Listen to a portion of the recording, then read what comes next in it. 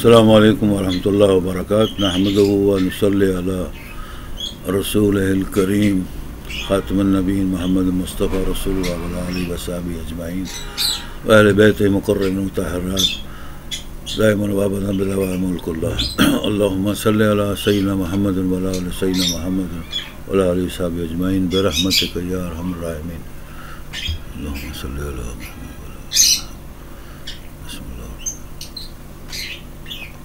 السلام علیکم ورحمۃ اللہ وبرکاتہ بسم اللہ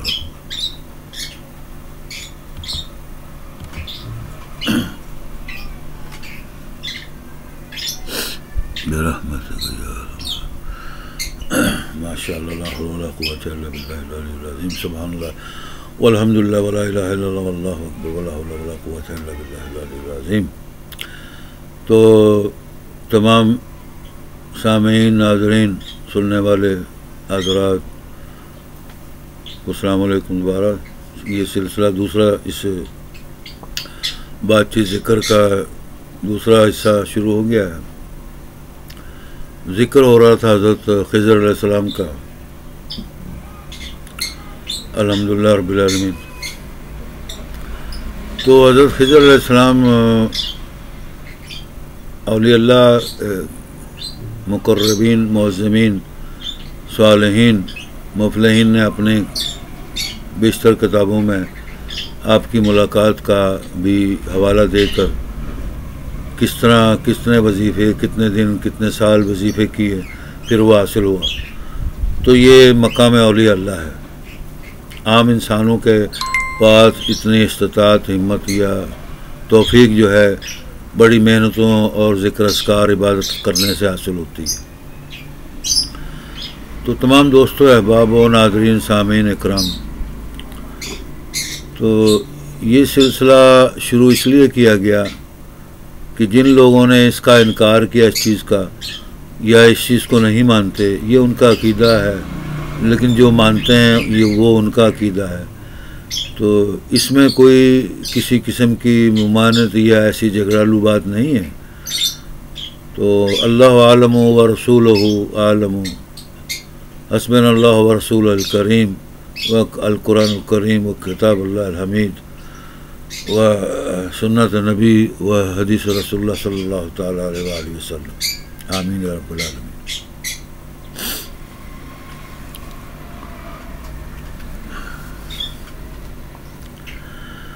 تو عرض کرنے کا مقصد آپ سمجھ گئے ہوں گے کہ یہ کیا چیز ہے۔ ہم بار بار کہتے ہیں اللہ تعالیٰ ہم سب کو مسلمان بنا، کامیاب مسلمان بنا، لیکن ہم خود اس پر عمل نہیں کرتے۔ دوسروں کو نصیحت تلقین جو ہم کرتے ہیں اس پر بھی ہم خود عمل نہیں کرتے۔ ہماری ایسی کمزوریوں کو، کوتاہیوں کو، خطاؤں کو اللہ تعالیٰ ہم سب کو پناہ میں رکھے، اور ہمارے معاملات میں اصلاح، ہمارے نیک معاملات میں، نیتوں میں اللہ ہماری سچے دل سے استقامت اور توفیق عطا فرما نیک کام کرنے کی۔ یہ بہت ضروری چیز ہے، فرائض میں شامل ہیں، اور حقیقت پسند آنا لوگ اس بات کو، جو ذہن سلیم اور قلب سلیم رکھتے ہیں، جو شعور رکھتے ہیں، ان کو یہ باتیں، وہ لوگ یہ جانتے ہیں، سمجھتے ہیں اس بات کو کہ میں کیا سمجھا رہا ہوں، کیا کر رہے ہیں۔ تو اس طرح حضور پاک صلی اللہ تعالیٰ علیہ وآلہ وسلم کی زندگی میں بے بہا، بے شمار، ان گنت آپ کی زندگی کا ہر لمحہ، ہر لحظہ، ہر دن رات معجزے سے خالی نہیں رہتا تھا۔ اسی طرح جو اللہ تعالیٰ کے برگزیدہ بندے، اصحاب رسول، اہل بیت مقربین، امہات المومنین، اور ان کے مقرب اصحاب، اور اللہ کے مقرب اولیاء اللہ، ان کے دن رات، صبح و شام، زندگی کے ہر وقت، ہر پل، ہر ٹائم اللہ تعالیٰ رسول کی پسندیدہ کاموں میں گزرتے ہیں، بول چال میں، اخلاق میں، ادب احترام میں، ہر چیز میں۔ تو وہ اللہ تعالیٰ کے برگزیدہ بندے جو ہوتے ہیں، ان کے بھی عوامل اور نیک کام کسی معجزات، کرامات، خداوند قدوس کے معجزات سے خالی نہیں ہوتا۔ تو اللہ تعالیٰ کی ان باتوں کی، ایسے باتوں کو سمجھنے کی، عمل کرنے کی توفیق بھی انہی کو دیتا ہے جو اس باتوں کو، قرآن پاک کو، حدیث کو، نبی پاک صلی اللہ علیہ وسلم کی ادب احترام کو، اہل بیت کے ادب احترام کو، اصحاب رسول کے احترام کو، قرآن پاک کے احترام کو، انسانیت کی ہمدردی کے احترام کو، ان باتوں کو، تمام حقوق کو بجا لاتے ہیں، سمجھتے ہیں، بوجھتے ہیں، اللہ تعالیٰ ان کو ایسی چیزیں عطا فرماتا ہے۔ اللہ تعالیٰ ہم کو بھی ایسی تمام عوامل، نیک کام، نیک نیت، نیک دماغ، نیک عوامل سے کرنے کی توفیق عطا فرمائے، صحت دے، بڑی عمر دے، شفا برکت عطا فرمائے، تاکہ ہم بھی اللہ تعالیٰ کی رحمتوں سے خالی نہ رہیں، اور اللہ تعالیٰ کامل توفیق عطا فرمائے ہماری تمام نمازیں، روزے، حج، عمرے، نیک کام اور نیک عوامل، قرآن پڑھنا سمجھنے کی توفیق عطا فرمائے، اجر عطا فرمائے، نیکیاں عطا فرمائے، اور تمام درجات پر ہمیں توفیق عطا فرما اور کامیابی عطا فرما، آمین یا رب العالمین۔ تو یہ تو تھا واقعہ حضرت خضر علیہ السلام کا۔ یہ بڑی مشہور و معروف بات ہے جو میں نے آپ کو بتائی، حضرت موسیٰ علیہ السلام کا واقعہ، خضر علیہ السلام کے ساتھ جو چند دن انہوں نے گزارے، پھر اولیاء اکرام کا واقعہ جو ان کی کتابوں سے حضرت خضر علیہ السلام کے ساتھ ملاقات کا معجزانہ بیٹھک اٹھک اور وہ جو ان کا طریقہ کار ہے وہ واقعات لکھے ہوئے، تو یہ چیزیں آتی ہیں۔ اس طرح نیک لوگوں کی طبیعتیں، دماغ، سوچ سمجھ، فہم، اللہ کے جو قریب ولی بننے والے ہوتے ہیں یا ولی بننے کی کوشش کرتے ہیں، نیک متقی پرہیزگار بن جاتے ہیں، ان کے اندر اللہ تعالیٰ اچھی اور نیک خصلتیں، نیک آداب، نیک اخلاق اور طبیعتیں بنا دیتا ہے۔ یہ وہ ان کی دعاؤں اور ان کی نمازوں، نیک کاموں کا نتیجہ ان کو اللہ تعالیٰ اجر و ثواب عطا فرماتا ہے۔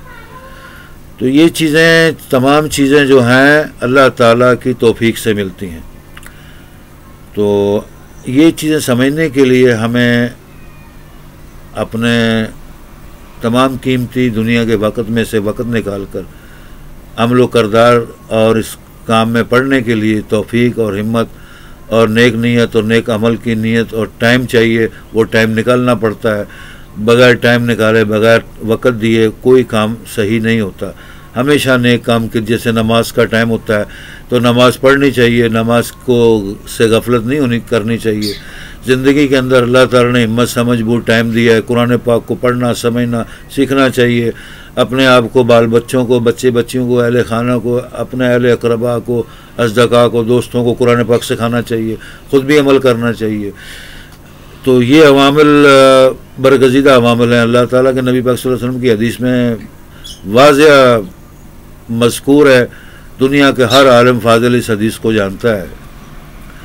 یعنی یہ جاننے کا مقصد بتانے کا یہ ہوتا ہے کہ اس حدیث کی دلیل دینے کی ضرورت نہیں پڑے گی، کوئی ثبوت دینے کی، کوئی سند دینے کی ضرورت نہیں پڑے گی، اور قرآن پاک کی آیت سے بھی یہ حدیث قدسی رسول اللہ صلی اللہ علیہ وسلم کی منسوب ہے، منقول ہے۔ جس طرح اللہ پاک نے فرمایا اسی طرح نبی پاک صلی اللہ علیہ وسلم نے اپنے منہ مبارک، اپنے کلام پاک حدیث مبارک میں یہ ارشاد فرمایا۔ کیا فرمایا؟ کہ دنیا کے اندر جو قرآن پاک الفرقان الحمید اللہ تعالیٰ کی کتاب کو سیکھتے ہیں ٹائم نکال کر، وقت نکال کر، اور اس کو پڑھتے ہیں اور اپنی زندگی میں قرآن پاک پر عمل کر کے رائج کرتے ہیں، اس دین اسلام پر عمل کرتے ہیں، خود بھی سیکھتے ہیں، اس پر عمل کرتے ہیں، سمجھتے ہیں، بوجھتے ہیں، اور لوگوں کو آگے، اپنے اہل خانہ کو، بچوں کو، بچیوں کو، اپنے اصدقاء کو، دوستوں کو، احباب، اقربا، رشتہ داروں کو اپنی محافل میں، ذکر میں وہ ذکر سمجھاتے ہیں، پڑھاتے ہیں، وہ پوری کائنات میں، دنیا جہاں میں اللہ تعالیٰ اور نبی پاک صلی اللہ علیہ وسلم کے نزدیک سب سے زیادہ بلند و بالا درجات اور پسندیدہ کاموں میں اعلیٰ درجہ رکھتے ہیں۔ اب اس سے بڑا اور کیا مقام ہو سکتا ہے؟ جو کام اللہ تعالیٰ کے نزدیک سب سے بلند و بالا ہے اور نبی پاک صلی اللہ علیہ وسلم اور اللہ اس کو پسند فرماتے ہیں، ان سے راضی ہو جاتے ہیں۔ تو یہ عوامل نیک نیت، عمل و کردار اپنی زندگی میں رائج کرنے سے، اپنانے سے، سنت اللہ تعالیٰ کے فرائض کو اور سنتوں کو عمل کرنے سے، دین، دنیا، اسلام، تمام چیزیں سیکھنے سے حاصل ہوتے ہیں۔ تو ہم کیوں نہ ایسے کام کی دعا کریں، اللہ تعالیٰ ہم سب کو توفیق عطا فرمائے سمجھنے کی، سمجھانے کی، سمجھنے کی، اور اپنے اوپر، اپنے اہل خانہ پر رائج کرنے کی توفیق عطا فرمائے۔ ان کو بھی اللہ تعالیٰ سب کو توفیق عطا فرمائے، ہدایت دے، اور ہم پھر اس طرح ہم لوگ کہہ سکتے ہیں کہ اللہ تعالیٰ مسلمانوں کو پوری دنیا پر ہم اہل مسلمان مومن مومنات کو، مقربین کو، اولیاء اللہ کو، اور ایمان اور اسلام کو ماننے والوں کو، ہم سب کو پوری دنیا پر غلبہ اسلام جو ہے مسلمانوں کا قائم دائم کر، اور اس دین پر، اس فتح و نصرت پر، سیدھے راستے پر ہم سب کو چلنے پر، عمل کرنے پر قائم دائم رکھ، ہمارے اقدام کو مضبوط بنا، ہماری نیتوں کو مضبوط بنا، ہمارے عملوں کو مضبوط بنا، اعلیٰ درجات دے، کامل بنا۔ تو اتنی بڑی رحمت و برکت والے کام میں جب ہم پڑھیں گے تو ہمیں بڑی ہمت اور سوچ سمجھ اور تعلیم کی ضرورت ہے۔ اللہ تعالیٰ تعلیم، علم، افہام، تفہیم، سمجھ بوجھ، طاقت، روزی، حلال روزی، برکت عطا فرما سب کو، ہم سب کو، سننے والوں کو، عمل کرنے والوں کو، اہل خانہ کو، دوستوں کو، احبابوں کو، رشتہ داروں کو، سب کو، مومن مومنات، اہل وطن کو، محبان وطن کو عطا فرما، توفیق عطا فرما۔ تو یہ چیزیں ایسی ہوتی ہیں دوستوں احبابوں کے جس کو سمجھنے کے لیے بڑی تحمل مزاجی، صبر و تحمل اور غور و فکر چاہیے۔ یوں تو اگر ہم قرآن پاک جیسے ہم پڑھتے ہیں، جسے ہم لوگ بولتے ہیں شبینہ کرنا یا پڑھنا قرآن پاک کا مساجد میں، مدارس میں، گھروں میں، کہیں بھی باقاعدہ ریگولر طریقے سے دن رات پڑھ کر ختم قرآن پاک کریں، دعا مانگیں، اللہ تعالیٰ قبول فرماتا ہے۔ جتنے قرآن پاک آپ اپنی زندگی میں پڑھیں گے اتنے اللہ تعالیٰ درجات بلند کرے گا، روزی رزق، صحت دے گا، اور آباء و اجداد، اہل اقربا پرور تمام کو اللہ تعالیٰ درجات دے گا، بلند کرے گا، روزی رزق دے گا۔ اللہ تعالیٰ نبی خوش ہوں گے، راضی ہوں گے، اس کے فرشتے خوش ہوں گے، راضی ہوں گے، روح الامین خوش ہوں گے، تمام انبیاء خوش ہوں گے، اور اللہ تعالیٰ رب العالمین حاکم الحاکمین سب سے زیادہ خوش ہوگا، وہ راضی ہو جائے گا۔ تو راضی کرنے کی اللہ تعالیٰ ہم کو توفیق عطا فرمائے، عمل دے، کردار دے، نیک نیت دے، سمجھ بوجھ دے، افہام تفہیم دے، ایسے محافل، ایسے مجالس میں ذکر اذکار کرنے کی توفیق عطا فرما، برکت عطا فرما، رحمت عطا فرما۔ بے شک تو قادر قدرت، کامل رب ذو العرش العظیم، حاکم الحاکمین ہے، آمین۔ تو واقعہ یہ ہے کہ اولیاء اکرام کی بہت قسمیں ہوتی ہیں، جس طرح ہر چیز کی قسمیں، اقسام ہیں۔ قرآن پاک کے اندر درجات کی لاکھوں، سینکڑوں، ہزاروں، یعنی سینکڑوں سے شروع ہوتی ہیں، ہزاروں، پھر لاکھوں درجات کی اقسام بن جاتی ہیں۔ پھر آیتوں کی افہام تفہیم، مفہوم، ترجمہ، سمجھ بوجھ کے اندر ہزاروں قسمیں اور لاکھوں اقسام ہیں۔ یہ وہی لوگ سمجھ سکتے ہیں جو اس کو زندگی بھر نافذ کر کے، زندگی بھر اللہ تعالیٰ رب العالمین کے راستے، سیدھے راستے پر اور نبیوں کی سنتوں پر، اولیاء اللہ کی سنتوں پر گزار دیتے ہیں، اللہ تعالیٰ ان کو عطا فرماتا ہے۔ تو ولیوں کی بھی بہت قسمیں ہوتی ہیں، اولیاء اللہ کی بہت اقسام ہوتی ہیں۔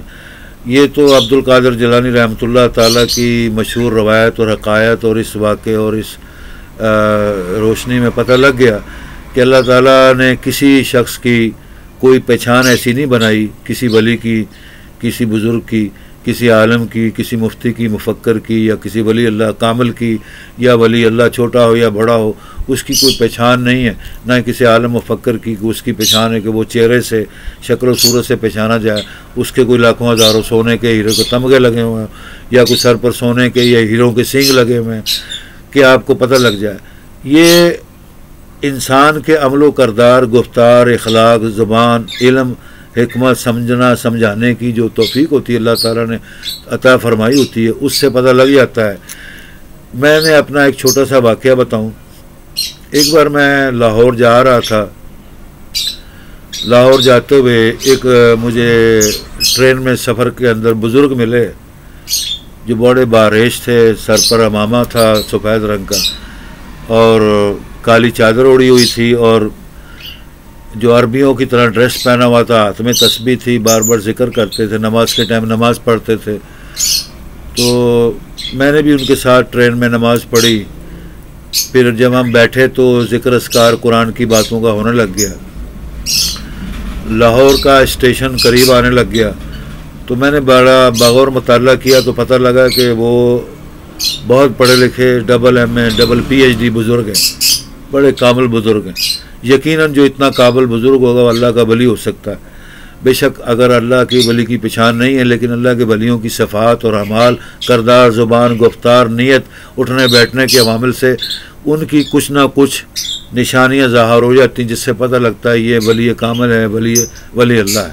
تو ولی اللہ سے صحبت، بیٹھنا اٹھنا، ملاقات بھی خدا تعالیٰ کا شرف اور رحمت ہوتی ہے۔ اللہ تعالیٰ جنہیں یہ عطا فرما دے، ولیوں کی صحبت عطا فرما دے، نیک وکاروں کی صحبت اٹھنا بیٹھنا بنا دے، آپ کے گھر باروں کو، بال بچوں کو، اہل خانوں کو ولیوں کی اچھا گھرانہ بنا دے، یہ بھی بہت بڑی رحمت و کرم ہوتا ہے اللہ تعالیٰ کا۔ تو وہ بزرگ سے میں نے پھر اصرار کیا، انہوں نے کہا جی میں تھوڑی دیر بعد لاہور آ گیا، میں جانے والا ہوں، اترنے والا ہوں۔ تو میں نے اصرار کیا کہ میں بھی لاہور اترنے والا ہوں، میں نے بھی لاہور اترنا ہے، تو میں آپ کے ساتھ ابھی کچھ دیر اور بیٹھنا اور اٹھنا چاہتا ہوں۔ آپ کی مجھے کلام اور افہام تفہیم قرآن پاک حدیث کا جو درس بڑا پیارا لگا، تو برائے مہربانی آپ میرے ساتھ کھانا کھائیں، چائے پانی پئیں یہاں سے۔ انہوں نے کہا آپ کا گھر ہے نزدیک؟ مجھے بزرگوں نے پوچھا، میں نے عرض کی میرا گھر تو نہیں ہے یہاں پر، لیکن میرے رشتہ دار، اقارب، اہل خانہ، یعنی بچوں کے ننیال، ددیال، اہل خانہ اقرب پرور ہیں، لیکن میں آپ کو ہوٹل میں لے کے جاؤں گا، وہاں بیٹھ کر آپ کو کھانا کھلاؤں گا۔ یہ میری گزارش ہے، آپ سے التماس ہے، آپ میرے ساتھ کھانا کھائیں، اور وہاں چند باتیں بھی ہو جائیں گی، تعارف بھی ہو جائے گا۔ میں آپ سے انہوں نے کہا بیٹا آپ کھانا کیوں کھلانا چاہتے ہیں؟ میرے ساتھ چائے پانی بیٹھ کر گھنٹہ 2 گھنٹہ لگ جائیں گے، تو آپ یہ کیوں چاہتے ہیں؟ مجھے وہ چیز بتا دیں اپنا جو نتیجتاً بات ہے۔ میں نے کہا یہ میرا شوق ہے کہ مجھے یہ شرف حاصل ہو کہ میں نے کسی بزرگ کے ساتھ اتنا ٹائم وقت سفر گزارا ٹرین کے اندر، ملتان سے لاہور، اور اس طرح میں انہوں نے مجھ سے تعارف پوچھنا شروع کر دیا، میں نے اپنا سارا تعارف بتا دیا۔ اس طرح میں پھر انہوں نے اپنا تعارف بتایا کہ میں نے اسلامیات، عربی، فارسی وغیرہ، دینیات، قرآن حدیث کے اندر AA اور PhD کیا ہوا ہے، قاہرہ یونیورسٹی سے کیا ہوا ہے، پتہ نہیں کون عراق کی یونیورسٹی سے کیا ہوا ہے، بڑی پرانی بات ہے۔ قصہ مختصر میں نے اپنے رسالوں میں، کتابوں میں بھی اس بزرگ کا ذکر کیا ہے نام کے حوالوں سے۔ تو انہوں نے میری التماس کو قبول کر لیا۔ انہوں نے کہا جی اچھا میں اپنی مرضی سے کھاؤں گا، جیسا میں کھاؤں گا ویسا ہی مجھے لے کے دینا، تم اپنی مرضی نہ کرنا۔ میں نے کہا چلو ٹھیک ہے، آپ کھائیں تو صحیح، بیٹھیں تو صحیح۔ وہاں بیٹھا ہوں میں، تو انہوں نے کہا میں نے پوچھا کیا کھا؟ انہوں نے کہا جی میں نے تھوڑے سے چاول کھانے، اوپر دہی ڈال کر، تھوڑا سا کچھ سالن ہوگا، دال دول تو میں کھا لوں گا، بس اس سے زیادہ نہیں کھاؤں گا۔ چائے کا 1 کپ پی لوں گا میں، تو یا دودھ پلا دیں مجھے۔ میں نے کہا آپ دودھ پی لیں، چائے دونوں پی لیں۔ اس طرح وہاں ذکر ہوتا رہا۔ تو انہوں نے اپنا وہاں کا ایڈریس نہیں بتایا، بھائی اتنا ضرور بتایا کہ میں نے کہا آپ کہاں تشریف لے جا رہے ہیں؟ تو انہوں نے کہا کہ میں یہاں سے داتا دربار علی حجویری رحمۃ اللہ علیہ کے دربار پر جا رہا ہوں۔ میں نے کہا اچھا جی ماشاءاللہ سبحان اللہ، بڑی خوشی ہوئی، چلے میں بھی آپ کے ساتھ جاتا ہوں، پہلے وہاں حاضری دے دیتا ہوں، وہاں نماز بھی پڑھیں گے اکٹھے، جس طرح ٹرین میں پڑھی سفر میں۔ تو وہ بڑی اس بات سے مجھ سے خوش ہو گئے، اس نے کہا چلو ٹھیک ہے یہ بھی بات آپ کی مان لیتا ہوں۔ اس طرح وہ پھر وہاں میرے ساتھ انہوں نے چند گھنٹے گزارے، اور مزید حدیث رسول، ذکر حضور اولیاء اللہ کا ذکر، اذکار مجھ سے بھی سنا، کچھ میں نے سنایا، کچھ انہوں نے سنایا، اور چائے اور دودھ انہوں نے پیا، پھر چائے پی۔ وہاں سے ہم پھر بیٹھے، سواری لی، اور داتا علی حجویری داتا دربار پہنچ گئے۔ وہاں مغرب کا اذان کا ٹائم ہو گیا تھا، ہم پھر وہاں جا کر ہم نے اکٹھے نماز پڑھی۔ تو ماشاءاللہ سبحان اللہ میں دیکھ کر بڑا حیران ہو گیا کہ سب لوگ میرے ہاتھوں کا بھی بوسہ لے رہے ہیں داتا دربار کی جامع مسجد کے اندر، جہاں جہاں وہ بزرگ جا رہے ہیں ان کے ہاتھوں کا بھی بوسہ لے رہے ہیں، میں ان کے ساتھ تھا، میرے ہاتھوں کا بھی سب بوسہ لینے لگ گئے۔ تو مجھ سے رہا نہ گیا، میں نے جامع مسجد کے جو داتا دربار علی حجویری کی امام بڑے خطیب تھے ان سے سوال کیا کہ گستاخی معاف، یہ تو بزرگ ہیں، مجھے بھی معلوم چل گیا ہے، میں ان کے ساتھ آیا ہوں، اور میرے کس بات سے آپ قدم بوسی اور میرے ہاتھوں کا بوسہ لے رہے ہیں؟ میں تو ایک خاکسار حقیر سکیر گناہ گار اللہ کا بندہ ہوں، توبہ طائب کرنے والا، اللہ سے توفیق مانگنے والا۔ انہوں نے کہا جی آپ ان کے ساتھ تشریف لائے، یقیناً آپ بھی ان کی ہم صحبت اور ہم ولی اللہ ہے، یہ بھی اللہ کے ولی کامل ہیں، تو مجھے اس بات کا یقین یعنی بڑھ گیا، زیادہ ہو گیا کہ میں جس بزرگ کے ساتھ بیٹھا ہوا ہوں وہ یقیناً بہت بڑے ولی اللہ بزرگ ہیں. تو میں نے غلطی نہیں کی اپنا یعنی کہ ان سے ملاقات کرنے میں اور بیٹھنے میں اور ان کی ہم مجلس ہونے میں، اور یہاں تک بھی آیا، غلطی نہیں کی. تو وہاں ہزاروں لوگ ان کے ارد گرد بیٹھ گئے اور مجھے بھی ان بزرگوں نے اپنے ساتھ بٹھا لیا جس مسند پر وہ بیٹھے ہوئے تھے. یہ بڑی پرانی بات ہے، جب میں لاہور میں ان بزرگوں سے ملاقات ہوئی، جب میرا رسالہ شہنشاہ جہاں عالمگیر تاریخ جہاں عالم اخبار دی جونگ ہسٹری ٹائم میں نکالتا تھا، لاہور میں دار دربار کے ساتھ میرا دفتر تھا، انارکلی بازار میں، پرانی انارکلی میں، چبرجی میں میرا دفتر تھا، تو وہاں پر میں اخبارات اور رسالے بھیجتا تھا. اسی غرض سے میں بزرگوں سے ملا اور بیٹھا، اور میں نے سوچا ان کی قصہ کہانی اور ان کی آپ بیتی واقعات اپنی کتاب میں درج کروں گا، رسالے میں درج کروں گا، جو 2-2,500 صفحات پر مشتمل پوری دنیا میں پھیلا ہوا ہے، کراچی سے خیبر تک مشہور و معروف ہے. اکثر و بیشتر میں نے آپ کو اپنی اخبارات، رسالے، میگزین کا ذکر پوری دنیا میں تمام میسیجز میں، یوٹیوب پر international universal all voices speeches, V I P tech television V I P Islamic قرآن اینڈ حدیث scholar philosopher doctor amazing incredible talking speeching studio میں ذکر کیا ہے. مشہور و معروف رسالہ پوری دنیا میں، لاکھوں کروڑوں اربوں دنیا مسلمان، ہندوستان، پاکستان، عرب ممالک میں، یورپ ممالک میں جو شوقین ہے وہ حاصل کر لیتے ہیں، ان کو مل جاتا ہے. میں نے کئی جگہ کراچی سے خیبر تک تمام شہروں میں، یونیورسٹیوں میں اپنا رسالہ، اپنے تصنیف پھیلائی تھی. الحمدللہ رب العالمین، وما توفیق الا باللہ، رب ذو العرش العظیم، الحمدللہ رب العالمین.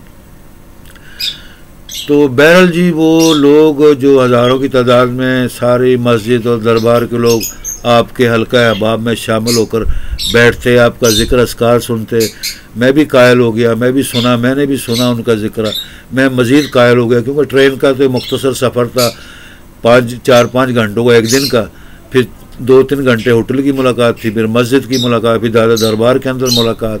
ان بزرگوں کا نام بھی بڑا مشہور و معروف ہے، آپ سب لوگ لاہوری لوگ اور اہل کاتبین و مصنفین بھی جانتے ہیں. زیادہ دیر نہیں لگاتا. وہ بزرگ کون تھے اللہ کے نیک ولی جن کا میں نے ذکر کیا؟ یہ داتا علی اجمیری رحمۃ اللہ علیہ کی کتاب کو اردو ترجمہ کرنے والے، پہلے یہ عربی اور فارسی میں تھی، اردو ترجمہ کرنے والے وہ بزرگ تھے مصنف.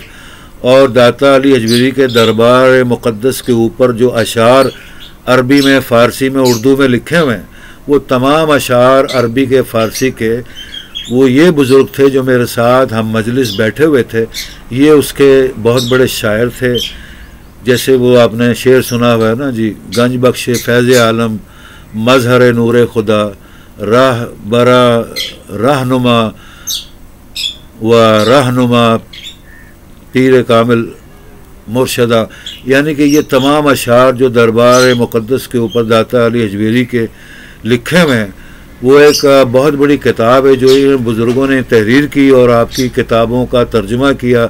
اور یہ تمام اشعار آپ کے ہاتھوں سے لکھے ہوئے تھے، اس لیے آپ کے ہاتھوں کی آپ سے لوگ قدر کرتے، قدم بوسی برکت لیتے تھے. اور ان کی مجلس میں بیٹھ کر میں نے دینی باتیں سنی، حقائق اولیاء اللہ، تذکرۃ الاولیاء اللہ کی باتیں سنی، بہت محظوظ ہوا، بہت فیوز و برکات حاصل ہوئی الحمدللہ رب العالمین. تو یہ زندگی اور نیک نیت اور نیک اعمال کی نیت سے اللہ تعالیٰ کے ولی اللہ آپ کی محفل مجلس میں اور آپ کو اپنی محفل میں خود بخود اللہ تعالیٰ کی رحمت کرم سے مل جاتے ہیں. تو یہ میں نے اس کے بعد پھر ان کو اپنا دفتر بھی لے گیا، بٹھایا، رسالہ بھی پڑھایا، بڑے خوش ہوئے، اور میرے میگزین اخباریں بھی پڑھی انہوں نے، بڑے خوش ہوئے. اب آپ لوگ جو جانتے ہیں، اہل شعور پڑھے لکھے لوگ، یونیورسٹیوں کے، کالجز کے پروفیسر، کہ وہ جان چکے ہوں گے کس بزرگ کا میں ذکر کر رہا ہوں. اللہ تعالیٰ ان بزرگوں پر، ان کے ماں باپ پر، ان کے اہل خانہ پر لاکھوں کروڑ رحمت عطا فرمائے. روزی رزق ہم سب کو، ہم پر بھی رحمت برکت عطا فرمائے، آمین ثم آمین. تو یہ ایسی باتیں ہیں کہ جو تذکرۃ الاولیاء اللہ کے اندر اولیاء اللہ نے خود اولیاء اللہ کی، حضرت خضر علیہ السلام کی، انبیاء علیہ السلام کی، دنیا میں جو ان کی زندگی، اوقات، دور زمانہ کے اولیاء اللہ گزرے، ان کے واقعات اور تذکرے اور ابیتی انہوں نے اپنی کتابوں میں تحریر فرمائی. یہ تحریر یہی تواریخ عالم دنیا جہاں کے مسلمانوں کی تاریخ ہوتی ہے. جیسے ہم کہتے ہیں ہندوستان پاکستان کے اندر عراق میں لاکھوں کروڑوں اولیاء اللہ کے مقدس دربار مکانات مقدس ہیں، دربار ہیں، ذکر آشیانے ہیں، گھربار ہیں. اسی طرح ہندوستان پاکستان میں لاکھوں کروڑوں اولیاء اللہ، دنیا کے سب اولیاء اللہ. اور یقیناً یہ کوئی ناجائز یا کفر یا شرک کے کلمات نہیں ہیں، نہ کوئی شر انگیزی والی تعلیمات یا ہدایت ہے. اللہ تعالیٰ بے پرواہ ذات ہے، غنی و مغنا ہے، رب ذو العرش العظیم، مالک اور ملک ہے.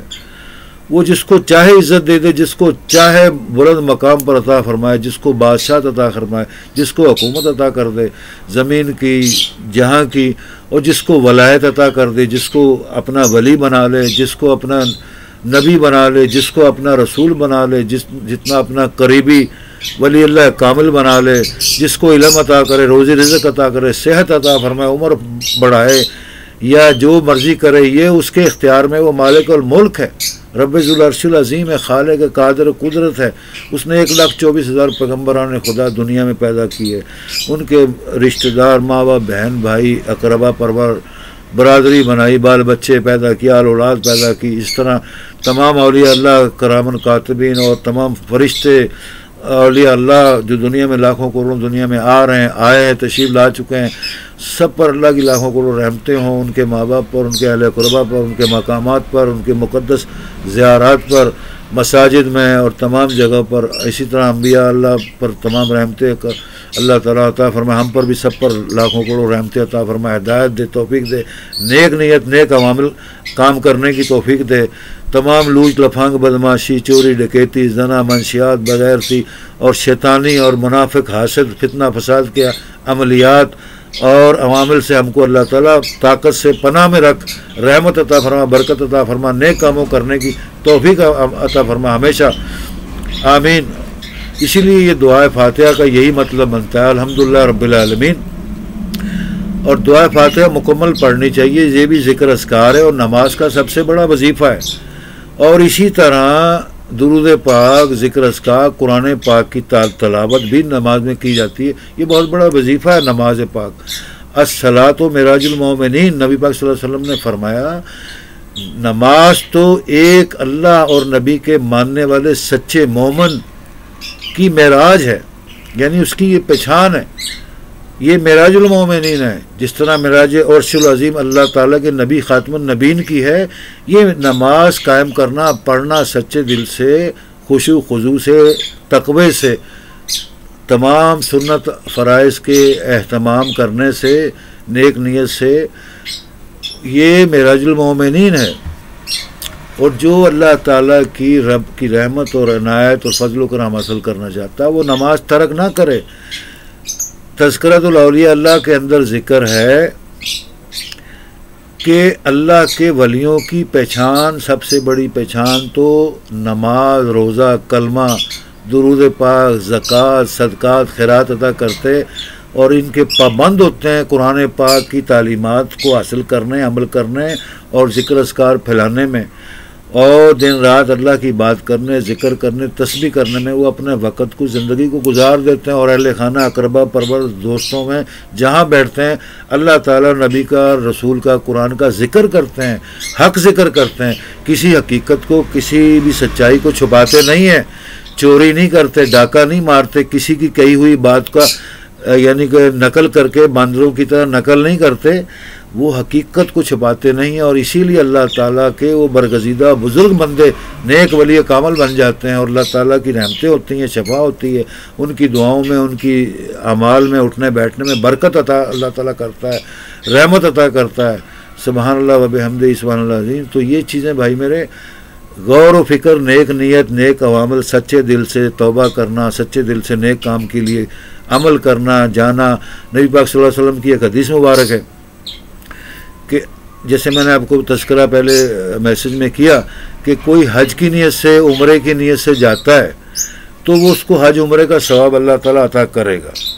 لیکن کوئی شادی کے لیے جاتا ہے، رشتہ داروں سے ملنے کے لیے نیت سے جاتا ہے، اس کو حج عمرے کا ثواب بالکل نہیں ملے گا. کوئی روزی کے لیے جاتا ہے، اس کو روزی ملے گی. تو یہ تمام چیزیں درجات کے اندر شامل ہیں.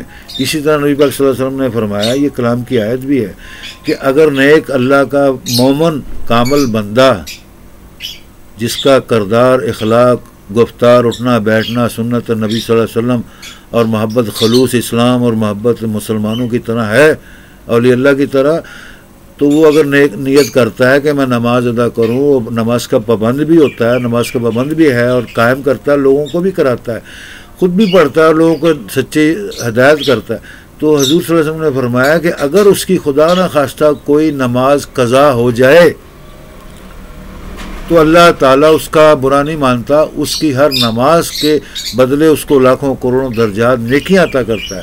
اور یہ حضور پاک صلی اللہ علیہ وسلم نے فرمایا کہ ولی کامل، جو اللہ کا کامل ولی ہے، یہ نشانیوں میں سے ایک نشانی نبی پاک صلی اللہ علیہ وسلم نے فرمایا الصلاۃ معراج المومنین، کہ سچے مومن عورتوں مردوں کی نماز کی پابندی کرنا، اور یہ بہت بڑی معراج ہے. اور الصلاۃ مفتاح الجنہ، پھر یہ فرمایا کہ یہ جو نماز ہے یہ جنت اللہ تعالیٰ نے جو بنائی ہے، جس کا وعدہ کیا، اس کی چابی اس کے ہاتھ میں دے دی پہلے ہی. اب وہ چابی کو سنبھالے گا، نماز قائم کرے گا. ٹھیک ہے نا جی؟ یہ بات کو غور کیا، میں نے کوئی شرانگیزی والی غلط بات، شرک و فساد، فتنہ فساد یا جھوٹ فراڈ کی بات تو نہیں کی، کسی کی نقل تو نہیں کر رہا. ٹھیک ہے نا جی؟ نبی پاک صلی اللہ علیہ وسلم کی حدیث قدسی ہے کہ نماز معراج مومنین ہے، عورت مرد کوئی بھی ہو، بچہ ہو، بڑا ہو، بوڑھا ہو، اس کی معراج ہے. پھر وہ جنت کی چابی اس کے ہاتھ میں تھما دی جاتی ہے. کیوں؟ کہ وہ نماز جنت کی کنجی ہے. یہ حدیث قدسی ہے. اب جس کے بعد جنت کی بھائی کنجی ہو، وہ جب مرضی چاہے جنت میں داخل ہو جائے، وہ تو جنت کا حقدار ہے. جنت کا اللہ تعالیٰ نے اس کو حقدار اور اس کو مالک بنا دیا. اس سے بڑی فیض اور فیوز اور برکات نماز کی، ذکر اذکار کی، قرآن پاک کی اور کیا ہوگی؟ یہ ایک درجہ ہے. یہ درجے پر پہنچنے کے لیے بہت محنت، دن رات اللہ تعالیٰ، نبی پاک صلی اللہ علیہ وسلم، ڈر خوف، ماں باپ کی اطاعت کرنے، ماں باپ کا ادب احترام کرنے، قرآن پاک کا ادب احترام کرنے، دین اسلام سیدھے رستے کا احترام کرنے، اللہ رسول کا ادب احترام کرنا، اصحاب رسول اہل بیت کا ادب احترام کرنا. یہ تمام چیزوں کو اپنانے کے بعد یہ اللہ تعالیٰ خوشی سے اس کو حق ادا کرتا ہے. ٹھیک ہے نا جی؟ تو ایک جگہ قرآن پاک میں آتا ہے نا سورت میں، اے نفس المطمئنہ یا ایھا النفس المطمئنہ ادخلوا الی الجنہ، یعنی کہ یہ لفظ ہیں جو میں نے عربی کے تھوڑے پڑھے، آیت میں کسی اور طریقے سے ہیں کہ اے مطمئن انسان، اے انسان، عورت مرد بچوں، کوئی بھی جو بڑے بوڑھو بزرگ نماز قائم کرنے والوں انسانوں، مسلمانوں، مومنین، تم کو خوشخبری دی جاتی ہے، بشارت دی جاتی ہے، رحمت اللہ تعالیٰ کی تم پر ہو گئی، تم سے اللہ اور نبی راضی ہو گیا، فرشتے راضی ہو گئے، تم کو جنت کی کنجی دے دی ہے، تم جب مرضی چاہو جنت میں داخل ہو جاؤ. اب یہ اس درجے کو سمجھنے کے لیے بہت بڑے عقل و فہم، دماغ، سمجھ بوجھ اور شعور چاہیے. یہ شعور ہم میں نہیں ہے. نہ قرآن سمجھنا، بڑوں کی باتیں سمجھنا، نہ پڑھے لکھوں کی باتیں سمجھنے کا ہمیں شعور ہی نہیں، عقل ہی نہیں، تمیز ہی نہیں ہے. اللہ تعالیٰ رب العالمین ذو العرش العظیم کیا فرما رہا ہے، نبی پاک کیا فرما رہے ہیں، قرآن کیا فرما رہا ہے. وہ کسی ایک بزرگ نے کہا ہے نا جی، ایک مثال دیتا ہوں، برا نہ ماننا، میں اس کا نام نہیں لینا چاہتا بزرگ کا، لیکن بات صحیح ہے، کسی اللہ کے ولی نہیں کہا ہے کہ ہم لوگ قرآن پاک کی آیتوں کو برکت شفا سمجھتے ہیں، مانتے ہیں، چومتے ہیں، بوسہ لیتے ہیں قرآن پاک کا، اس کی آیتوں کا بزرگوں سے، اولیاء اللہ سے، مرشدین سے تعویذ بنا کر گردن میں لٹکا لیتے ہیں. لیکن ہم نے اس تعویذ کو، اس آیت کو کبھی اس پر عمل تو کیا نہیں. اب مجھے آپ لوگ بتائیں انصاف سے، عدل و انصاف سے، کیا وہ تعویذ تمہارے گلے میں جو پڑا ہوا ہے یا بازو میں بندھا ہوا ہے وہ آپ کو فائدہ دے گا؟ یہ کسی اللہ کے نیک بزرگ نے، عالم نے، ولی نے یہ سمجھایا اپنی کتاب میں، حدیث اور قرآن کی تشریح میں بتایا، تفسیر میں بتایا. تو وہ کیسے، اس کا مطلب آپ سمجھ گئے ہوں گے. مثلا ایک آیت میں لکھا ہوا ہے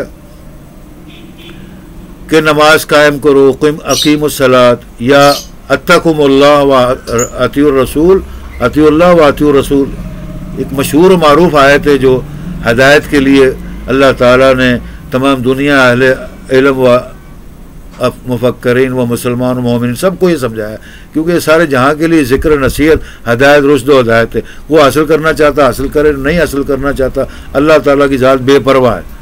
کیا فرمایا؟ ایک آیت میں آتا ہے نا جی، کئی آیتوں میں آتا ہے، اللہ تعالیٰ سے ڈرو، اللہ تعالیٰ کی اطاعت کرو اور اس کے نبی صلی اللہ علیہ وسلم پر ایمان لاؤ، اللہ پر ایمان لاؤ اور اس کے رستے پر اطاعت کرو، سیدھا رستہ اپناؤ، برے کاموں سے بچو۔ پھر فرمایا نماز قائم کرو، ٹھیک ہے نا جی، یہ بھی آیت ہے، لیکن ہم نے اس کو لکھ کر گلے میں تعویذ بنا کر سونے کے اندر، چاندی کے اندر سونے کی زنجیر، چاندی کی زنجیر میں گلے میں لٹکا لے، ٹھیک ہے جی، برکت ہوگی، رحمت ہوگی اللہ کی۔ اب اللہ تعالیٰ تو بے نیاز ہے، وہ رحمت ڈالتا ہوگا، کیونکہ قرآن پاک سراسر رحمت شفا ہے، وہ قرآن پاک کی واضح مشہور آیت ہے، وما ننزل من القرآن ما هو شفاء و رحمہ، یہ بڑی مشہور آیت ہے کہ ہم نے جو کچھ قرآن پاک الفرقان الحمید ام الکتاب نبی پاک محمد مصطفیٰ پر اتاری گئی آخری کتاب میں جو کچھ نازل فرمایا، لکھا، لاکھوں کروڑوں آیتیں سمجھایا، وہ سراسر شفاء رحمت ہیں۔ اب وہ جس بندے نے اس نیت سے گلے میں سونے یا چاندی کے تعویذ بنا کر گلے میں ڈال لیا، بے شک اللہ بے پرواہ ذات ہے، وہ جس کہتے ہیں نا، وہ جتنا چاہے روزی رزق رحمت کرم عطا فرمائے۔ اب جس شخص نے اگر کوئی جاہل نے ڈالا، ان پڑھ نے ڈالا، تو اللہ تعالیٰ پھر بھی اس کو کرم کرے گا۔ لیکن وہ بزرگان دین نے کیا فرمایا کہ اگر ہم نے وہ آیت کا ترجمہ پڑھیں، اس میں لکھا نماز قائم کریں، اللہ سے ڈرو، اللہ سے ڈرو، اللہ کے نبی سے ڈرو، اس پر مکمل ایمان لاؤ، اسلام میں داخل ہو جاؤ۔ لیکن ہم نے نہ نماز قائم کی، نہ اللہ سے ڈرے، نہ رسول کی سنت اپنائی، نہ رسول کا اللہ کا ذکر اذکار اپنایا زندگی کے اندر، نہ قرآن پڑھا، نہ سیکھا۔ اب وہ گلے میں لٹکا لیا، تعویذ بنا کر شفا ہوگی، رحمت ہوگی۔ تو بزرگان دین نے اپنی کتاب میں لکھا ہے، کیا آپ تصور کر سکتے ہیں کہ اللہ تو پھر بھی مہربان ہے، وہ رحمتیں کرتا ہے، وہ تو کسی بہانے سے بھی رحمت دینا چاہتا ہے۔ لیکن کیا اگر وہ شخص اللہ سے واقعی ڈرتا ہو، ڈرنے لگ جائے، نماز قائم کرے، نبی پاک صلی اللہ علیہ وسلم پر سنت اپنائے، تعلیمات سنت پر عمل کرے، درود پاک پڑھے، نماز قائم کرے، تو کیا اللہ تعالیٰ کی رحمتیں نہ ہوں گی؟ لیکن اس کا تو مقصد یہ وہ آدمان کر بیٹھ گئے جی، قرآن کو ہم نے سجا لیا گھروں میں، الماریوں میں، درازوں میں، اور تعویذ کو بنا کر سونے کے چاندی کے مہنگے سے مہنگے تعویذ میں لٹکا لیا، لیکن دن رات برائی کی، برے کاموں میں، لوچ لفانگ میں، جھوٹ اور کسب اور اپنی زندگی کے اندر شیطانی عوامل شامل کیے۔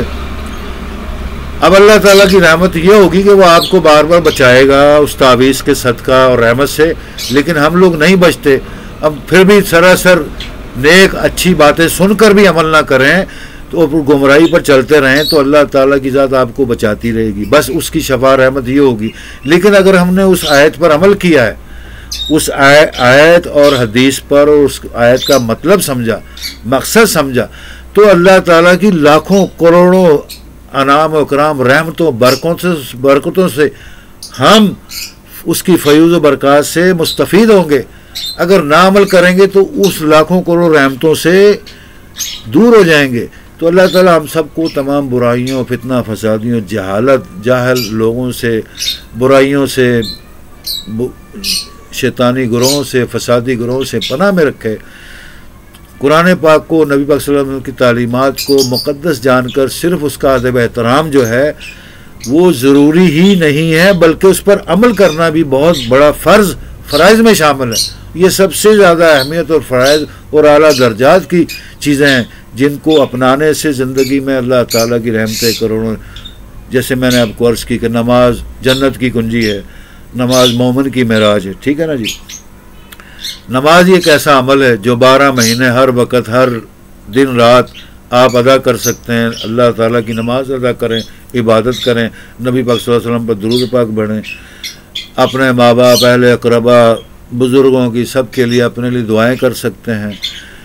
اور اسی طرح ذکر اذکار کریں، قرآن پاک سیکھیں، قرآن پاک پر عمل کریں، قرآن کو سکھائیں، پہلے خود عمل کریں، سیکھیں بزرگوں سے، جو نیک بزرگ ہیں ایسے لوگوں سے نہ سیکھیں جن کو قرآن پاک نہیں سمجھ آتی، نہ قرآن پاک کا ذکر اذکار کا مطلب سمجھ آتا۔ تذکرہ ہو رہا تھا شبینے کا، تو ہمارے ہاں کچھ پرانے رواج پر عمل کیا جا رہا ہے، جیسے کہ قرآن پاک کی قرأت کے مقابلے، قرآن پاک قاریوں کے مقابلے مدارس میں دنیا کے تمام بیشتر ممالک، مسلمان ممالک میں اکثر ہوتے ہیں، اور شبینے کے مقابلے، یعنی کچھ حفاظ کرام جو بڑے کامل حافظ ہوتے ہیں قرآن کی تلاوت میں، وہ شبینہ کرتے ہیں جی، ایک کو ایک اسپیکر دے دیا، دوسرے کو دوسرا اسپیکر دے دیا، اور وہ جناب علی دن رات کے اندر انہوں نے کلام پاک ایک آدمی نے، ایک حافظ نے ختم کرنا ہے۔ اس طرح وہ سینکڑوں قرآن پاک رات میں جتنے حافظ شامل ہوں گے وہ یعنی کہ قرآن پاک کا ختم ہو جائے گا۔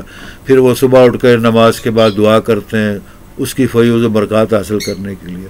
اب تذکرہ یہ ہو رہا تھا کہ کیا حضور صلی اللہ علیہ وسلم کے دور میں اعتبار میں ایسے ذکر اذکار یا شبینے جائز تھے یا ناجائز تھے؟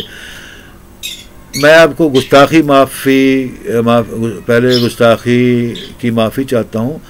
نبی پاک صلی اللہ علیہ وسلم کا ہم فوراً ذکر کرنے لگ جاتے ہیں، کیا آپ کے ادوار میں سنت میں یہ چیزیں شامل ہیں، جائز ہیں کہ ناجائز ہیں؟ نعوذ باللہ من ذالک، اللہ تعالیٰ اور نبی کا کوئی بھی کام کو ناجائز کی روح سے شکل سے نہ بولا جائے تو یہ بہتر ہے، یہ بھی ایک ادب احترام ہے، کیونکہ شبینے تو لازمی حضور کی بعثت کے بعد صلی اللہ علیہ وسلم کے ادوار زمانہ کے اندر شبینے نہیں ہوتے تھے۔ قرآن پاک مکمل نازل ہوا، لیکن وہ ایسی جلدوں میں، ایسی تحریروں میں، ایسی کتابوں میں مذکور اور محفوظ ہوا کہ اس کو اکٹھا کرنا، پڑھنا، اکٹھا پڑھنا بہت دن لگ جاتے تھے۔ اگر ایک شبینہ بھی ہو تو کم سے کم پورا مہینہ، رمضان شریف کا مہینہ لگ جاتا تھا قرآن پاک کا ختم میں قرآن پاک کرنا۔ اسی لیے یہ چیز رائج ہے پوری دنیا میں، رمضان شریف کے مقدس مہینے میں قرآن پاک کی صلاۃ تراویح پڑھنا۔ یہ فرض نہیں ہے، نہ ہی سنت موقدہ، نہ ہی سنت ہے، لیکن اس کو نوافل میں شامل کیا گیا ہے کہ یہ فرض نہیں قرار دی گئی۔ جو قرآن پاک ختم قرآن کی فیوز برکات رحمتیں حاصل کرنا چاہتا ہے وہ شخص اس کو اپنائے اور پورا قرآن پاک ختم کرے۔ کامل پڑھا لکھا حافظ کرام ہو، سمجھدار بزرگ آدمی جو قرآن پاک کو پڑھے تاکہ اس کی فیوز و برکات بھی ملے۔ ہمارے یہاں رواج ہے، چھوٹے چھوٹے بچوں کو کھڑا کر دیتے ہیں نماز پڑھانے کے لیے۔ نماز ایک مکمل عبادت ہے اور ماہ رمضان کا مقدس مہینہ ہے جس کے اندر کامل حافظ، کامل قاری ہونا اور کامل حافظ ہونا اور بزرگ ہونا، پابند صوم و صلاۃ اور رمضان شریف، یہ شرائط ہیں۔ پھر وہ حافظ کے پیچھے نماز پڑھی جائے، صلاۃ تراویح قائم کی جائے، وہ صلاۃ تراویح کہلاتی ہے۔ وگرنہ آپ جس طرح مرضی، چاہے عورتوں کو آگے کھڑا کر دیں، عورتوں میں لاکھوں حفاظ کرام ہیں، چھوٹے چھوٹے نابالغ بچے، یہ تو ماشاءاللہ اللہ کا لاکھوں کروڑوں رحمت اور کرم فضل ہے۔ پاکستان، انڈیا، عرب ممالک میں، تمام اسلامی ممالک میں آج کل تو 10 سال کا بچہ حافظ قرآن پاک ماشاءاللہ بن جاتا ہے، 15-20 سال کا بھی مکمل حافظ بن جاتا ہے، پھر وہ امامت بھی کرنے لگ جاتا ہے، لوگ شوق سے اس کو امام بنا لیتے ہیں۔ لیکن امامت کے سینکڑوں درجات ہیں۔ امامت مسجد کا، اللہ کے گھر کا، چاہے وہ خانہ کعبہ ہو، مدینہ منورہ ہو، بیت المقدس ہو، عرب و عجم میں چاروں ادوار میں قرۂ عرض پر کوئی بھی اللہ کا گھر، مسجد ہو، جائے نماز ہو، امامت کی جگہ ہو، مستند ہو، امامت ہمیشہ بزرگ کو، اللہ کے ولی کو اور کامل کو دی جاتی ہے۔ بے شک اس کی نشانی پہچان نہیں ہے، لیکن یہ جو چیزیں سمجھائی جا رہی ہیں آپ کو، جو ہمیں سمجھنی چاہیے، قرآن پاک کا مکمل قاری، حافظ ہونا، مکمل حافظ ہونا، وہ حافظ نہیں جس کو بار بار لقمے دیے جائیں، یہ ہونا کم سے کم صلاۃ تراویح کی نماز کا امام ہونا ایسے شخص کے لیے ضروری ہے کہ وہ 5 وقت کا نمازی پرہیزگار ہو، صوم و صلاۃ کا قائل ہو، ایمان رکھتا ہو، قرآن مکمل ہے اس نے حفظ کیا ہو، بولتا نہ ہو، اور اس کا قاری بھی ہو، اور صوم و صلاۃ سنت کا پابند ہو، وہ صلاۃ تراویح پڑھانے کا، امام ہونے کا، مسجد میں نمازیوں کا امام ہونے کا حقدار ہے۔ اس کے علاوہ اور لاکھوں درجات نشانیاں ہیں، لیکن یہ کم سے کم نشانیاں ہیں۔ تو یہ ایسی چیزیں ہیں کہ جو چھپے ہوئے اسرار تو نہیں ہیں، لیکن ان کے اندر کچھ چیزیں اللہ تعالیٰ کی، نبی پاک صلی اللہ علیہ وسلم کی خاص باتیں، سیکرٹ باتیں، چھپے ہوئے راز ہیں۔ یہ ہمیں چیزیں اولیاء اللہ کے درس دروس میں سے، اولیاء اللہ کی تذکرۃ الاولیاء اللہ کی کتابوں سے حاصل ہوتی ہیں، اصحاب رسول کی کتابوں سے حاصل ہوتی ہیں، ٹھیک ہے نا جی۔ جیسے حضرت بلال رضی اللہ تعالیٰ عنہ علیہ السلام کا بڑا مشہور و معروف واقعہ ہے، آپ نے سنا ہوگا، بڑا کتابوں میں، مستند کتابوں میں آتا ہے کہ حضور صلی اللہ تعالیٰ علیہ وآلہ وسلم کی مسجد نبوی اور خانہ کعبہ کے مقرب ترین، محبوب ترین مؤذن جو تھے وہ حضرت بلال علیہ السلام تھے۔ حضور پاک صلی اللہ علیہ وسلم نے آپ سے بڑی محبت کی، اور انہوں نے حضور کی بہت محبت حاصل کی، اور وہ حضور کے بہت محبت کرنے والوں میں سے اعلیٰ درجے رکھتے تھے۔ بلال حبشی آپ کے کہنے کو آپ کے غلام تھے، لیکن آپ نے ان کو غلاموں کی طرح نہیں پالا، اپنے محبان اور صحابہ کی طرح اپنا دوست اور احباب، اپنا قریبی بنایا، اور آپ سے کام نہیں لیتے تھے، آپ سے مؤذنی کا کام لیا گیا۔ وہ بھی اس لیے کہ جب آپ نے ممبر کعبہ، بیت اللہ حرم پاک اور ممبر رسول صلی اللہ علیہ وسلم مسجد نبوی پر ایک بار اذان دی، تو اصحاب رسول میں جو سینکڑوں ہزاروں اس وقت کے مسلمان تھے، سب نے دیکھنا شروع کر دیا اور اعتراض شروع کر دیا کہ اس کی زبان، حضرت بلال کی زبان میں سے عربی کا لفظ توتلا، یعنی توتلا پن بولتا تھا، ٹھیک ہے نا جی، ٹھہر ٹھہر کے بولتا، حقلا پن بھی تھا اور توتلا پن بھی تھا۔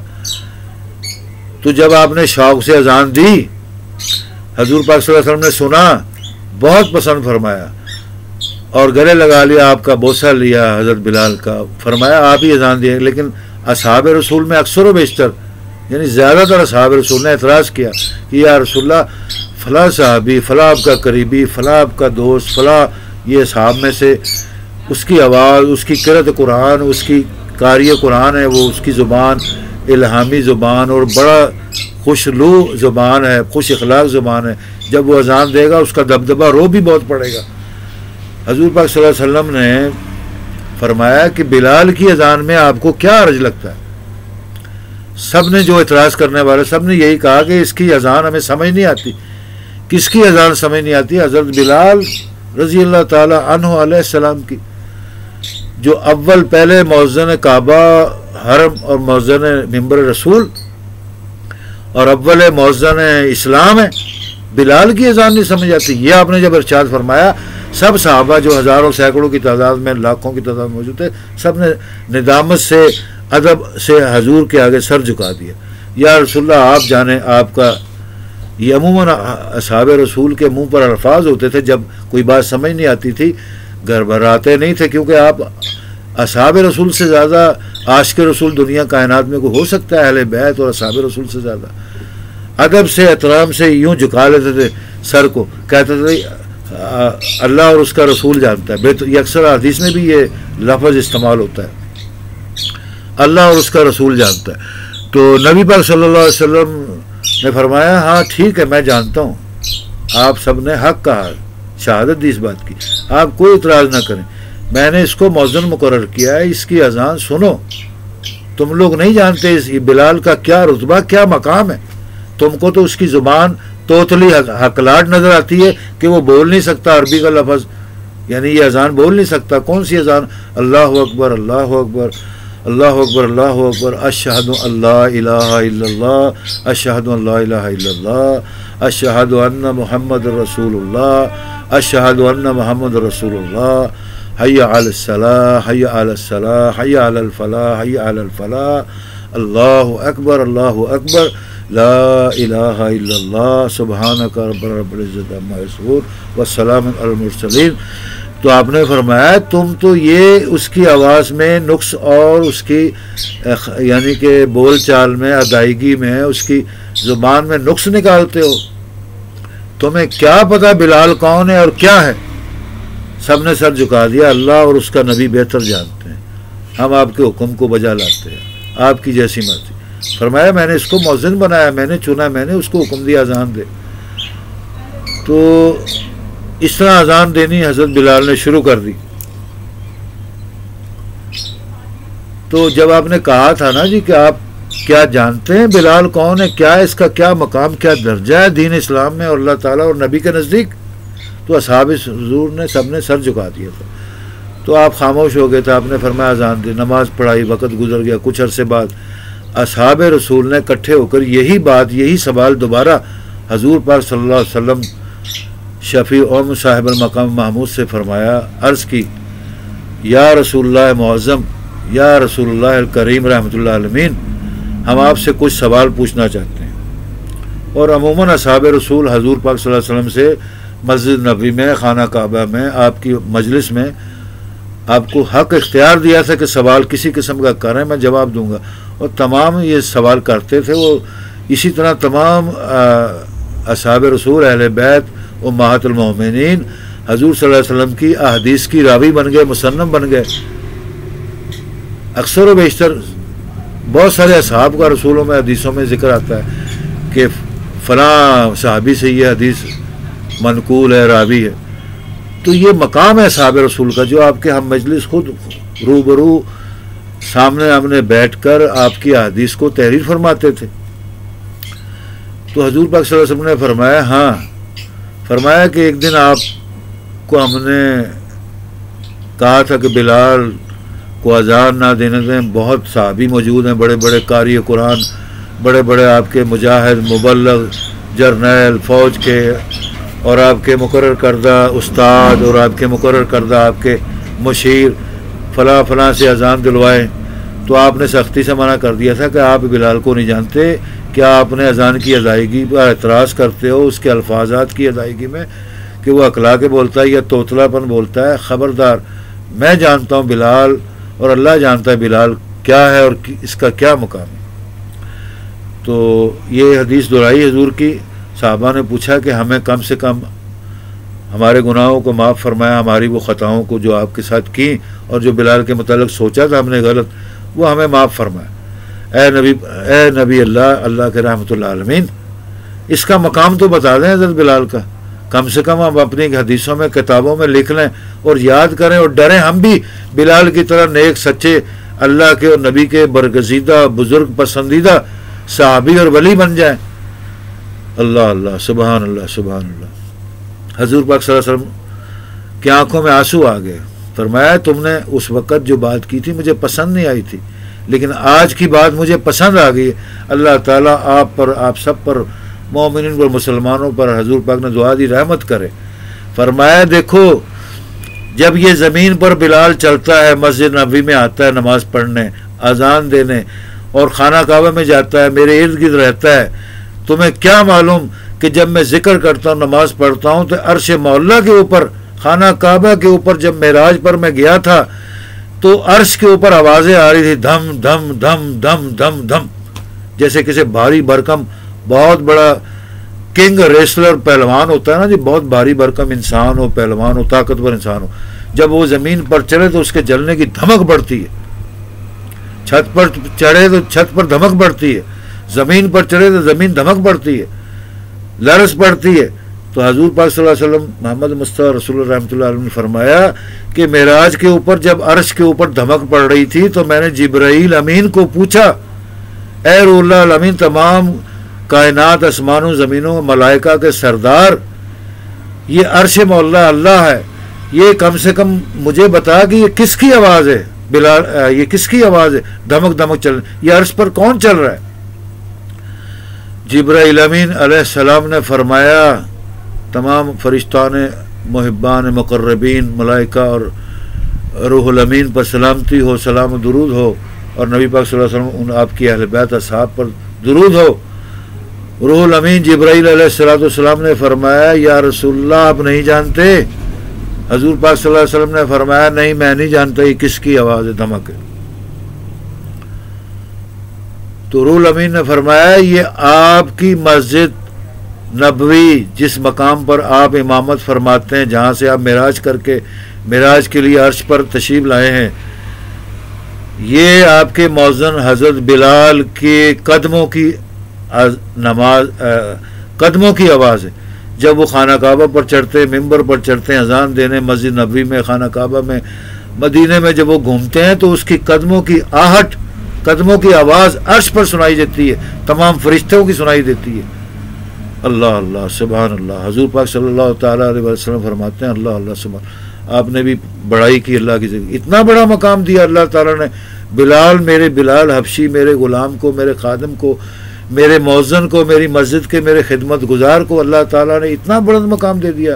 فرمایا ہاں، روح الامین نے فرمایا بے شک یہ اللہ تعالیٰ غنی و مغنا صاحب ذو العرش العظیم ہے، اور جس کو مرضی روزی رزق عطا فرمائے، درجات میں بلندی عطا فرمائے. سبحان اللہ و بحمدہ سبحان اللہ العظیم. یہ مقام ہے حضرت بلال کا. تو تمام اصحاب نے حضور پاک صلی اللہ علیہ وسلم کی قدم بوسی کی، ہاتھوں کا بوسہ لیا، معافی مانگی، اور کئی گھنٹے تک معافیاں مانگتے رہے، استغفار کرتے رہے. یا رسول اللہ ہمارے گناہوں کو، ہماری کوتاہیوں کو، خطاؤں کو، ہماری بدنیات اور ہماری سوچ عقل و فہم میں نہیں تھا کہ ہم کیا سوچ رہے ہیں، ہمیں معاف فرمائے یا رسول اللہ. اللہ تعالیٰ اور اس کے نبی بہت خوش ہوئے. فرمایا اب سمجھ آئی آپ کو بلال کسے کہتے ہیں. میں نے اسی لیے آپ کو کہا تھا اللہ تعالیٰ رب ذو العرش العظیم، اللہ اور نبی جانتا ہے کہ بلال کو کیوں میں نے مقرر کیا مؤذن کے رتبے پر.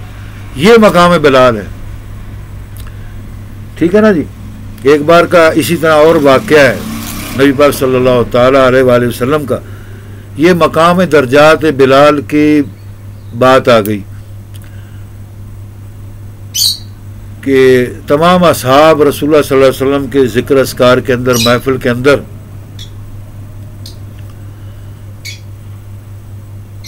وقت گزر گیا. یعنی ذکر میں پتہ نہیں کون سا مہینہ تھا، ماہ رمضان کا تھا، کوئی مقدس دن تھا، مقدس رات تھی.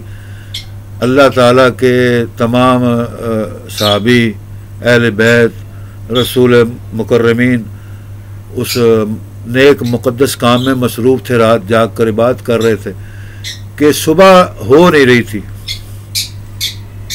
یعنی صبح کا سورج طلوع نہیں ہوا، کافی دیر گزر گئی. اور سب سے زیادہ عقل مند، سمجھدار، عالم، فاضل، بزرگ شخصیت دنیا کائنات میں نبی پاک محمد مصطفیٰ رسول اللہ صلی اللہ علیہ وسلم کے سے زیادہ ہو سکتا ہے کوئی؟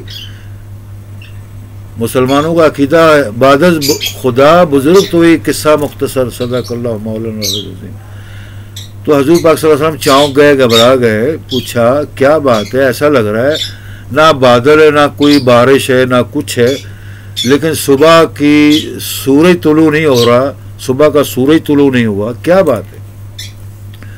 نماز بھی ادا کر لی صبح کی، سورج طلوع نہیں ہو رہا. اللہ سبحان اللہ بحمدہ سبحان اللہ. اللہم صلی علی سیدنا و مولانا حبیبنا حبیب کبریا سید الانبیاء امام الانبیاء خاتم النبیین رسول اللہ وعلی آلہ وصحبہ دائما و ابدا بدام ملک اللہ. اللہم بارک علی سیدنا محمد وعلی آل سیدنا محمد کما صلیت علی ابراہیم وعلی آل ابراہیم انک حمید مجید.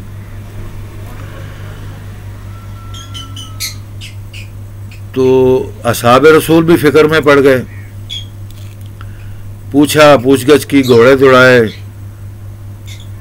پتہ نہیں کون سا مقام ہے، کس جگہ کی بات ہے. بہرحال یہ واقعہ بڑا مشہور ہے احادیث رسول اللہ صلی اللہ علیہ وسلم کی، مقدس احادیث میں یہ تذکرہ، یہ واقعہ مشہور ہے نبی پاک صلی اللہ علیہ وسلم کا کہ حضور صلی اللہ علیہ وسلم نے اس تحقیق کو فوری طور پر جانچ لیا، بھاپ لیا. جب اصحاب رسول واپس آیا حضور پاک صلی اللہ علیہ وسلم کے پاس، فرمایا کیا ہوا؟ کہنے مکہ مدینہ تک، یعنی آپ کی مسجد نبی تک گھوڑے دوڑائے. پتہ لگا کہ حضرت بلال علیہ السلام کو کسی نے اذان دینے سے روکا.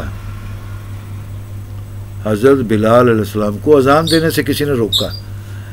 اس نے یعنی کہ اس شخص نے یا اس صحابی نے حضور کے بلال تھوڑی دیر بعد آئے تو اس نے اذان دے دی، اس نے روک دیا، یعنی ویسے نہیں روکا، گستاخی نہیں کی، لیکن اس نے پہلے اذان دے دی۔ جب بلال آئے تو وہ بھی اذان دینے لگ گئے، تو اصحاب رسول نے سب نے، اس شخص نے، خاص کر صحابی نے، اللہ کے قریبی صحابی رضی اللہ تعالیٰ عنہ علیہ السلام نے بلال کو کہا کہ میں نے اذان دے دی، اذان نہ دو۔ تو بلال رضی اللہ تعالیٰ